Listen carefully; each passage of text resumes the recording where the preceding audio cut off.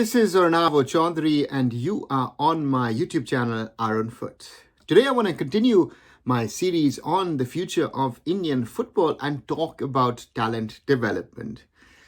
It is one of the most important things in football because what is the pathway of, let's say, a 6, 7, 8-year-old to becoming a professional footballer? What's the pathway of a 12-year-old who starts playing football, maybe even a 14-year-old who starts playing football?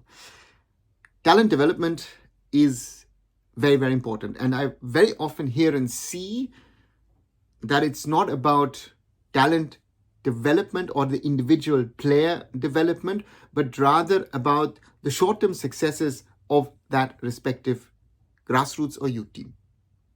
Is there a vision amongst the coaches, amongst the scouts, and saying, listen, this boy or this girl is so talented that he or she could be a professional down the road? It's a problem. It's a huge problem because, again, a lot of people look at the short-term success. And that means how developed is a boy or a girl at a certain age? Does he have value now? Rather than saying, can we develop someone into becoming a professional footballer many, many years down the road? And that is something that when you see player development, that's the key. That's how Lionel Messi became Lionel Messi. If people were looking him at as a 9, 10, 11-year-old, look at his physique, forget his technical capabilities, I think a lot of people would have said, you know what, don't bother. Look at something else. You will not become a professional football player.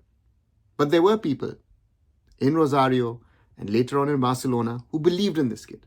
That's the concept of La Masia, of how Barcelona, or the same can be said about Ajax Amsterdam, on how they try to develop players.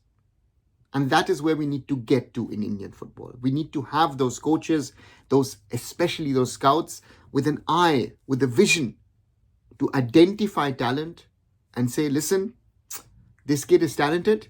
Yes, he or she has certain deficiencies, but we can work on those deficiencies and make him or her a complete football player. Or, if not a complete football player, but at least a capable football player, better than what we have at the moment. And this is very, very important. When we talk about talent development, we need to look at each individual player. I know football is a team game, but we need to look at each individual. Does the player have the basics? Or does it need to be taught the basics? Does it have some glimmer of hope that he or she has something in him that could make him or her stand out? I think that is very, very, very crucial. And that is where our academies, our football schools or football training centers need to come to. That's where the professional clubs have a role to play with their academies.